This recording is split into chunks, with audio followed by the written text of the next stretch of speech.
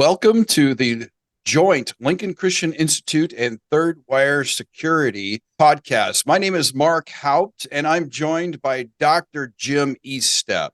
I am the Director of IT and Security and Privacy at Lincoln Christian Institute and the owner of Third Wire Security, Common Sense Security, that offers multiple security and IT services to churches like yours. This partnership between Lincoln Christian Institute and Third Wire Security is going to bring you two new podcasts in the coming months, the summer and the fall, which are designed to meet the needs of your church in learning IT fundamentals and also introducing you to new technologies and new services that technologies can offer for your church. We are calling this the Digital Evangelists, and each week we're going to have a new podcast, a new piece of information that comes to you.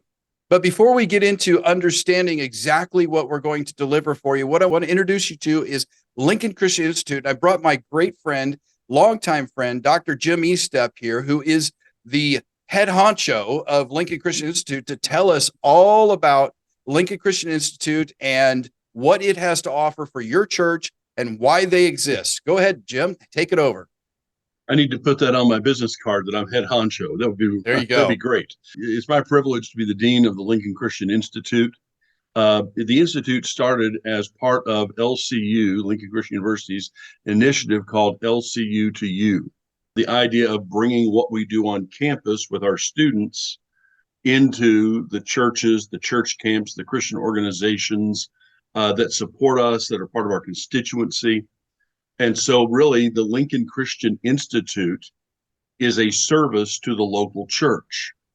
We do services such as provide seminars where we will send faculty members or staff members to your church to present day-long or week-long or Wednesday night seminars on a variety of topics, biblical, theological, practical, anything that your church could value and glean insight from.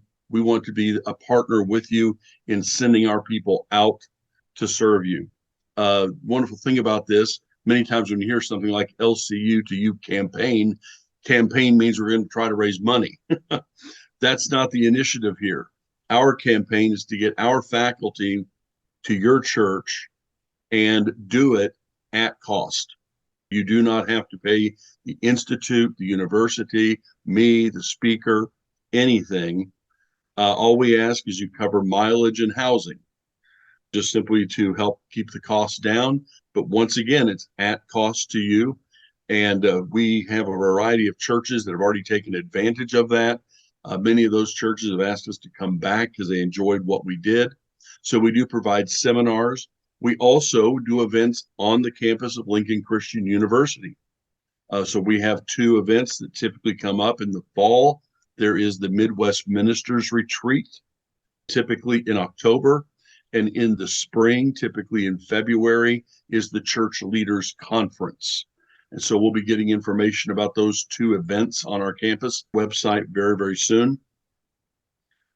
We also do webinars, such as this podcast put up by Three Wire Security, but the Institute's also going to be doing some webinars on hot topics or timely subjects, once again, to help the local church. Right. And then finally, we do some church coaching. We provide some services in regards to healthy congregations. For example, one of those services that's to new congregations, typically church plants, have made use of an elder vetting program that was put together by the people here at Lincoln Christian University. We also do church coaching in assisting people help develop mission, vision, values, or their strategic plan. And with that in mind, we work hand in hand with E2 Effective Elders, a ministry that I've been privileged to work with for about 14 years now. And we come alongside them and we kind of refer churches to them whenever possible. And so once again, the Institute is really us becoming an ally of the local church. We want you to see Lincoln Christian University as a benefit to your ministry, to your congregation's health, and frankly, to evangelism around the world. Absolutely, Jim. Let's dive into that little bit, that benefits and the no cost type thing, and really what we're going to do with this podcast here. But traditionally, Lincoln Christian University has provided biblical education, seminar, and also seminary work for those that wanted to do master's degree type of things or undergraduate work. But this Lincoln Christian Institute, the things that you've just talked about going into the churches and just doing Bible studies and Sunday school classes and preaching opportunities for fill in if they've lost a preacher or the preacher needs to take a well-deserved break to go on a vacation.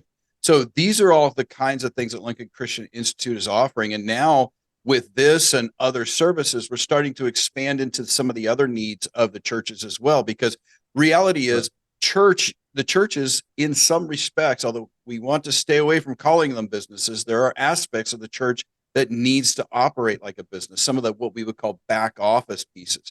And besides this type of podcast, what other kinds of resources, opportunities for friendship and help can Lincoln Christian Institute offer to the church in that back office type of scenario? Can they give them advice on how to put policies together, or how to, perhaps reference over to lawyers or tax accountants, CPAs, things like that? Is that something that LCI does or assists with as well? Absolutely. I remember years ago, there was an office supply store that their commercial said, "We have an easy button." Mm-hmm. When you're a minister in a church, sometimes you can feel very cut off, very independent, and then all of a sudden you feel the need for resource or to get professional assistance in a certain area, and you really don't know who to call. Well, once again, by calling the Institute or emailing the Institute, we can use the university's connections, the university's resources to assist in all those matters. For example, when I mentioned seminars, we've had churches have a very specific request. We need a seminar on how to better budget because we've never done it before. We need a seminar on trying to come up with a policy or procedure that we never had. For example, some churches are beginning to recognize and embrace the value of the minister having a sabbatical, but they've never had a policy on sabbatical. They've never had to deal with that issue before. And there's all kinds of mixed opinions on it. But when they contact us, we can actually send them templates for sabbatical policies that lets them walk through piece by piece and form one that works for their church. We try to provide those kinds of services. In fact, I'll just give an illustration. I'm actually mentoring a young minister who the elders said, we just feel like he's very young and we gave him his first chance, but he just needs some mentoring in certain areas of preaching and administration. So I'm meeting with him on a regular basis just to try to work through some of those matters. So once again, the Institute's very, very fluid. Mm-hmm. It's very much what the church needs is what we want to provide. Right. And so we're good. I was going to say, and so in that, it doesn't necessarily mean that LCI will actually provide, for example, a legal service or an accounting service, but you will have the resources to point the church in the right direction for that professional care and that professional environment.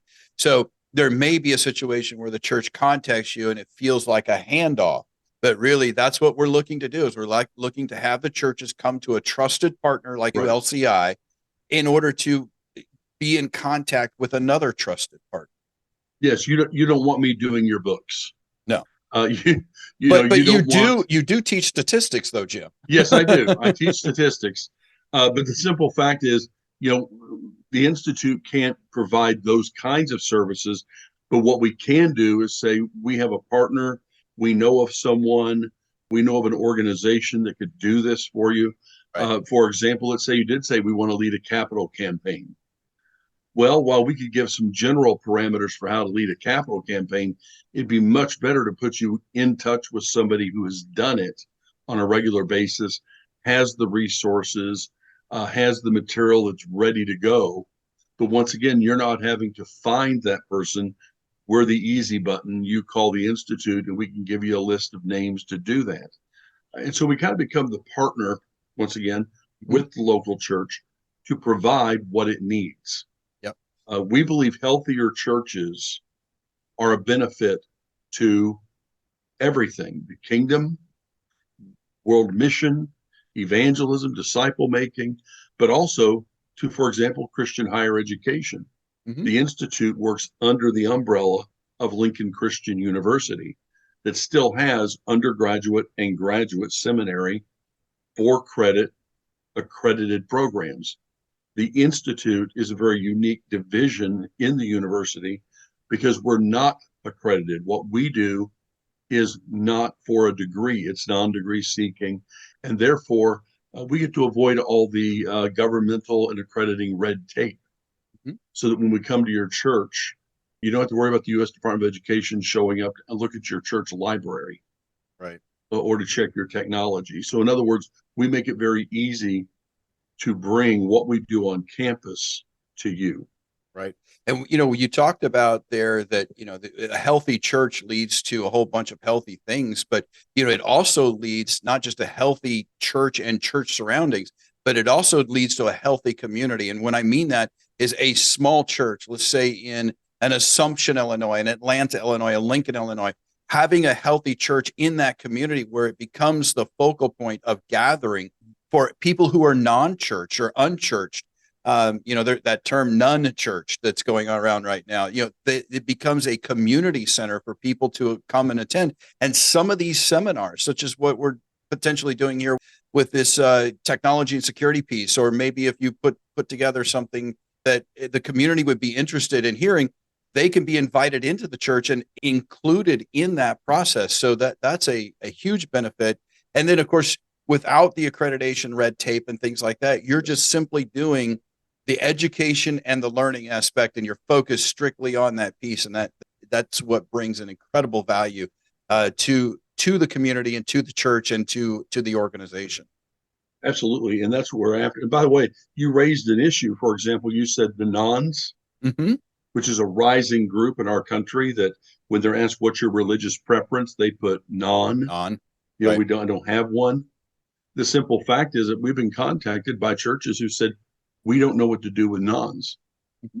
So we were able to provide them with material, do an evangelism seminar, but also point them to other resources, groups that specialize specifically in reaching that segment of our population and understand them better and how Right. to connect with them. So once again, when you brought that up, that's an excellent illustration of where the congregation requested from us. So we developed the material and put them in contact with other people to help that situation. And now we have that resource for everybody. Right. So let's talk about this fee structure, which is non, Right. right? That's So exactly right. that's the wonderful thing about this is there is literally no fee. Of course, Lincoln Christian Institute and Lincoln Christian University would like to partner with churches to perhaps become a missions organization or maybe some donations type thing. But we don't ask for a fee in response to this technology podcast or in response to you going into church, No. only to cover the costs of mileage or perhaps a hotel if it has to go that direction. So one of the things that we need to make clear is that first of all, but also that when we do partner or we refer out to other services. So, for example, somebody comes and asks, "Hey, Jim, can you give that budgeting seminar?" And that particular person that we refer to may have an honorarium that they Right. require, or maybe it's a professional service that's required, A legal service, a for legal example. service. Yeah, then they may have those services, but that relationship for services that are paid for would be between the church and the referred organization, not through Right. LCI. So we shouldn't make sure that people understand that not all the referring services are free, but the referral is a free offering that's given. Correct? Correct. Oh, absolutely. Yeah. And once again, the reason we wanted to do that was to remove a financial concern. We're Mm-hmm. aware that there are Christian organizations out there that provide wonderful services and do excellent work. But for some churches, you mentioned small to medium sized churches, they simply can't afford to use them on a routine basis. Right. So the Institute can provide similar services at cost, and therefore it is not cost prohibitive. Now, when we do come to a church, we do make the request, can we recruit for our college and seminary? We also ask if we can speak or at least give some material to the missions committee and or the leaders of the church to talk about supporting LCU Mhm. in their monthly giving to missions, etc., or a special gift perhaps. Right. So we're not looking to come in and receive a check, so to speak, for speaking, just to cover the cost. Then we do ask to establish that relationship. Right. You know, if you valued this, if we were able to assist, consider supporting the university Mhm. and the institute in your monthly missions giving and a special gift, etc.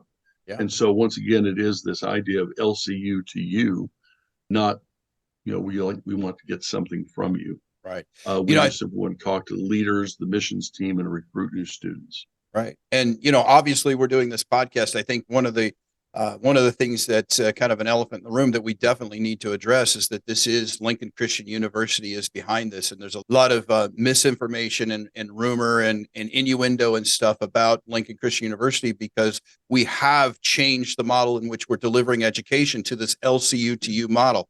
And can you speak to that a little bit about how we are, in fact, very much still alive? And this podcast and this conversation is not only proof of life, that evidence that we're alive, Yes. but that we are going forward and that we are progressing and that we are looking at a new way to address the constituency in the modern world through these types of technologies where we can reach other people. Can you speak to that a little bit? Yes, and I'm glad you brought that up because there was a lot of confusion. My wife and I just moved here.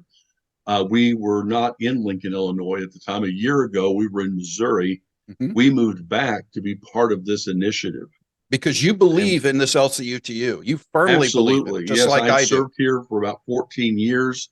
Then I became a partial time faculty member ministering in Georgia and in Missouri.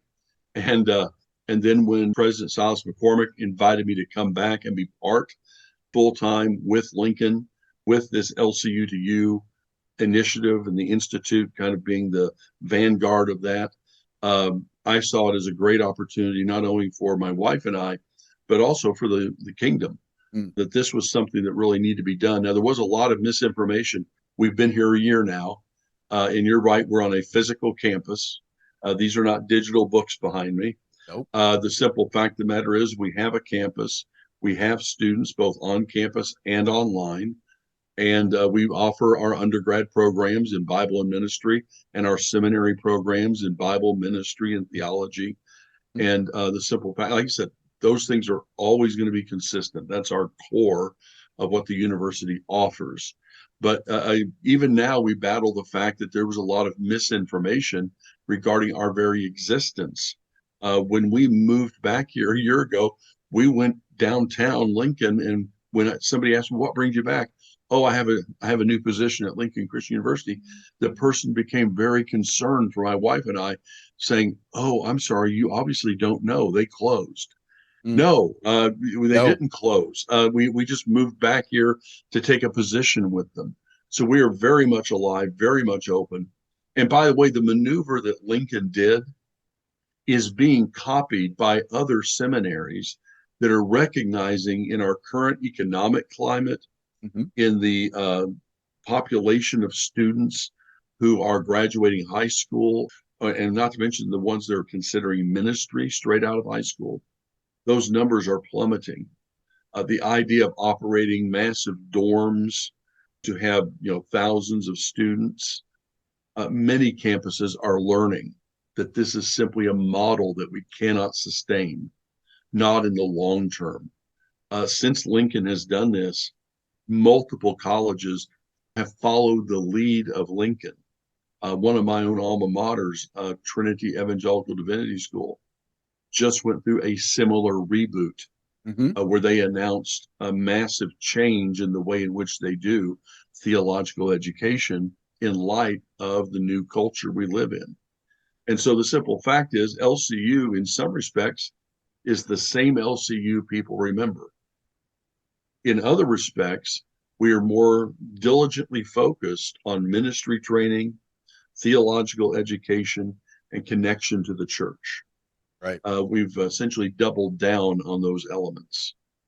And so, in some respects, we are still the school you remember, but we are refocused in this reboot to really stick to our strengths and begin serving the church in a more direct, diligent, and hyper-focused way. Right. Well, it's interesting you use that term reboot, and it's interesting we have the term Lincoln Christian Institute as the name of this arm of the organization, because, when we reboot, the whole thing that you're doing is really reaching into the past to Lincoln Bible Institute. Yes. And reaching out to the churches. If you've been around Lincoln Christian College and Seminary any period of your life, the preachers are coming. And in reality, Lincoln Christian Institute is an extension of that. We are coming back into the churches. We had retracted for a while, but now we're coming back into the churches, and we are there to serve the church and be a part of that church and be partners with that church. And so reboot is not only a perfect term for what we are doing in the organization, but it's perfect term for what we're talking about here in a technologies perspective of what this podcast and what this offering is going to be. So, which we'll get to in a few moments. But, let's make sure that people do understand that, as part of this reboot, none of our Bible stuff was taken away. Because one of the things that people hear is, as part of that, hey, Lincoln Christian University is closed, or it's closed down, or it's faltering, is that, well, they closed down all this degree and that degree and this degree. And really what we did was we went back to the core. We brought it back to the narrow. John Wooden talks about when his teams were failing or struggling mid-season during a basketball game, they would walk into practices and they would start dribbling practice again. They would go right back to the basics. And you know what? Here we are. We're right back to the basics. We've shrunk it down to the core. We still are accredited. We still have very, very talented and degree-enabled professors on the team. We have churchmen and churchwomen who understand the church that are teaching in the seminary and teaching in the undergrad. Absolutely. Why don't you talk to us a little bit about that and some of your friends that you teach with? Sure. And by the way, one thing you also mentioned earlier, on a personal level, I've been blessed to go out into churches. So many of our churches over the past year, whether it was to coach or to teach or to consult or to preach and just get to know churches in our constituency that maybe I knew by name before, but now there's a face with the name. Now there's a number in my call list. And so it really has been a personal blessing for me to be part of the broader Lincoln community of churches, but also to get back to campus and be among friends such as Dr. Mark Mangano. We knew each other for over 40 years when he was in Cincinnati, and I was as well as a student. And he's taught here faithfully in the field of Old Testament, both undergrad and graduate. I'm thinking of people such as Dr. Steve Cohn, who does theology. Now, by the way, when you hear somebody who does theology, you may have a picture of who that person is. But when I tell you, he decided to do his doctorate in theology while he was on the mission field. He was on the mission field. This is not a man who spent his life locked in a library, reading. And it was Eastern Europe, right? Yes, he was in Eastern Europe, in what was the old Soviet bloc, doing mission work after it fell. And so once again, the people I've been able to reconnect with that I taught with before and now I'm teaching with again, these are, men of God who literally have not only a message and the content to teach in the classroom, but the ministry experience to bring as well. And many of them, I'll use the word scholars in the sense that their work goes beyond the campus, that their academic acumen and their qualifications has them being requested to speak at academic conferences, and they're shaping the broader academic community. And so once again, it's an interesting mix when you have one foot in the academic world and one foot in the church. So many times you can find somebody who's in one or the other. But here at Lincoln, we really want somebody who can kind of be on both sides. Because it doesn't do any good for a university not to have the academic side. But as a Christian university, it doesn't do any good for us to not have our foot locally in the church. I call that a practitioner of the academics, someone that actually knows how to implement it, knows how to talk about it, and then at the same time knows how to teach that next generation on how to do that as well. and can bring the experience into the Hmm. classroom, into the coffee discussion, as you meet with students Hmm. at the local coffee shops and such. Yeah, they can actually bring their life into the classroom because their life has been one not only of study but also of ministry. Right. It also helps us open doors to the next generation because we're opening doors for them to serve in the church. Some students say, "Oh, I want to go on for further education." Our ability to open those doors as well. So Lincoln really can serve as your first stop. It can also be the place you continue on to get your education. But if you say, I want to go further, we can also help open the doors for further. In the same way, hey, I came here to be trained for ministry. Now we're going to help you get a congregation when you graduate. And if you want to come back for further training, we're here. One of the beautiful things about the curriculum, and you mentioned, we still are offering Bible, we're still offering the theology, it's still accredited by two different accreditors. I bring this up. The new curriculum changed more in the ministry area because what we realized was the best place to train ministers is in the local church. Mm. Somebody asked me how much can you really learn about doing ministry in a classroom? Well, not as much as you could being in the local church, doing ministry and getting feedback as you do it. So we've enhanced the curriculum to really involve residencies, not just short-term internships that are over the weekends, but literally joining a church staff for up to a year or even 2 years and getting credit for that as you work with a professor back on campus. Right. And so once again, the idea that you can provide the training in ministry, we can come alongside with the education that gives the theological, the biblical, the historical backgrounds to what you're doing.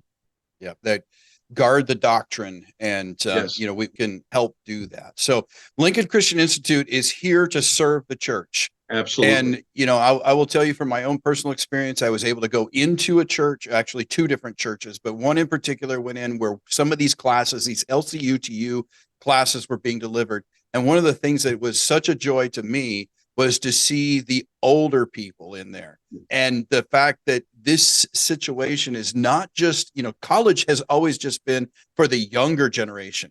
Right. The kids coming out of high school to get that first level undergraduate, or perhaps someone going back in their 30s or 40s for the master's degree.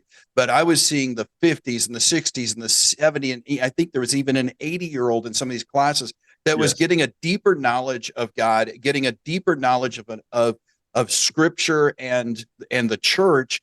And they were doing that because they wanted to be there. And that is the benefit of what LCUTU provides, is that even when a 70 or 80-year-old person who is in that final sprint of their life, when they see the value of being able to sit down and learn from one of our professors, and then be able to take that after 16 weeks of class and apply that, and continue to have ministry in that last sunset period of their life, perhaps to other people who are their age or even younger, that just are the nuns, the people that never paid attention or decided not to pay attention. They're now able to minister to those people. We've become more effective in doing that. So, Well, Lincoln what I Christian, also love this, go ahead. I've met, as you put it, some older people Mm-hmm. who have had nagging questions about their Mm-hmm. faith, Yeah. and suddenly they're able to ask them. Mm-hmm. And if the person sitting there from LCI doesn't have the answer, Mm-hmm. they can go find the answer and return it. Right. Just to give an illustration, I had a lady said, "You believe the resurrection?" "Oh, yes." Mm-hmm. "You believe it actually happened, a historical event?" "Yes." Yes. "Well, how many historical events change its date every year?" "We practice Resurrection Sunday in March and April, and it moves around. Mm-hmm. How can that be an historical date?" Well, fortunately, I did have the answer that the early church had to make a decision. Do we put it on the actual date, in which case sometimes Resurrection Sunday is going to be on a Tuesday? Right. Or do we simply keep it on a Sunday after Passover in its original context? They voted to do that, and that's why the calendar is the way it is. Mm-hmm. It wasn't nullifying the historicity of the resurrection. They were trying to preserve the Right. Sunday aspect, the Lord's Day, and put it in relation to Passover, which the original count Mm-hmm. was. And hence Paul writing that Jesus is our Paschal Lamb. Right. That it preserves that theological context as well. Well, she was elated. Absolutely. She was like, I finally have an answer.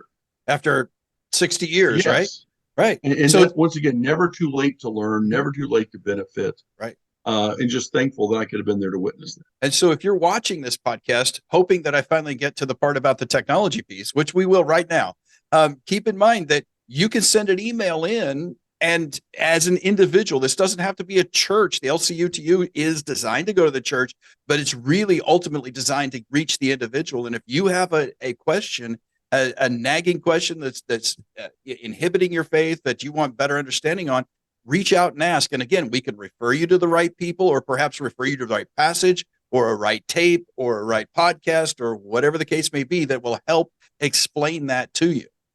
Just be ready for the answer, because Yeah. I had one person ask me a question about the book of Revelation, gave it to a New Testament professor who responded with 6 single-spaced pages Oh, yes. of notes. And when I sent it to the gentleman that asked the question, he was like, I was hoping it was yes or no, but okay, I'll take it. So, yes, that's one thing we need to do is yes or no, but here's all the evidence with it. How's that? That's right. So, Lincoln Christian Institute and Third Wire Security, what we call Common Sense Security, is partnering together to offer 2 different podcasts over the coming months that are going to help enhance your church or perhaps your life, like we've just talked about. So we are going to focus this on technology and how it impacts the church.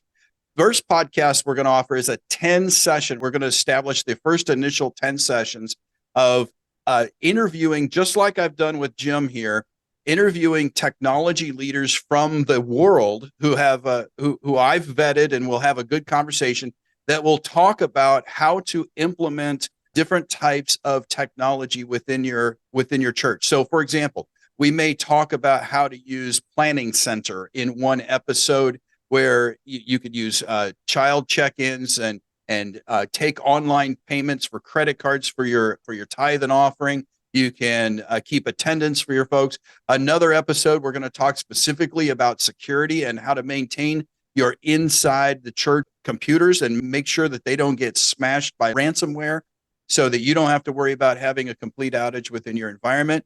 We're in the process of working through with one organization about talking about accounting systems so that you can use cloud-based accounting systems. And we're also going to talk to some folks about this whole cloud revolution that has passed us by, but is still very, very active, and it's the way to go. It's just become the common way of doing things now.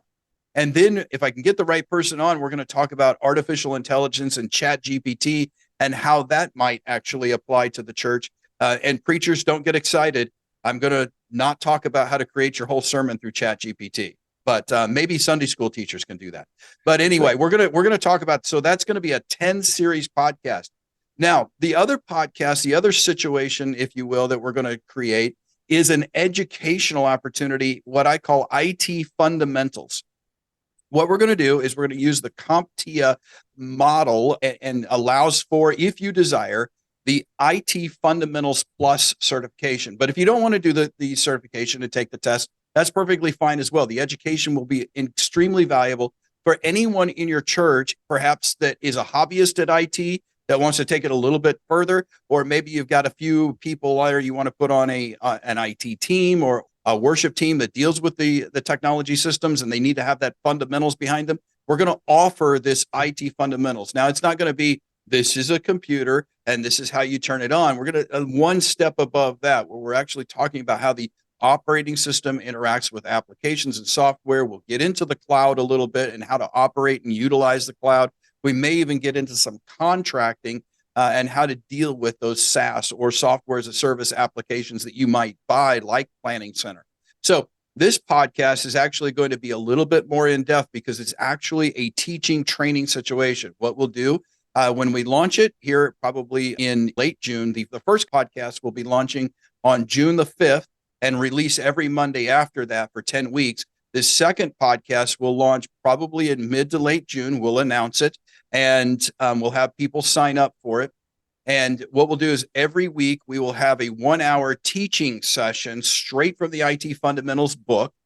where anybody can join a Zoom call. We can have a conversation about what's in that particular chapter that we're learning on. It will be recorded, so it can be played back if you can't join the Zoom call. And then every day during the work week, so for 4 other days of the week, I will release a 10 to 15 minute little small snippet podcast that talks about one aspect of the IT fundamentals that you can take and listen to while you're on the drive to work, or while you're on the drive home, or while you're out mowing the lawn or whatever, to gain a little bit of new insight. Now, Jim's talked about all the credentialing and whatnot that the seminary teams and the formal educators have at Lincoln Christian Institute.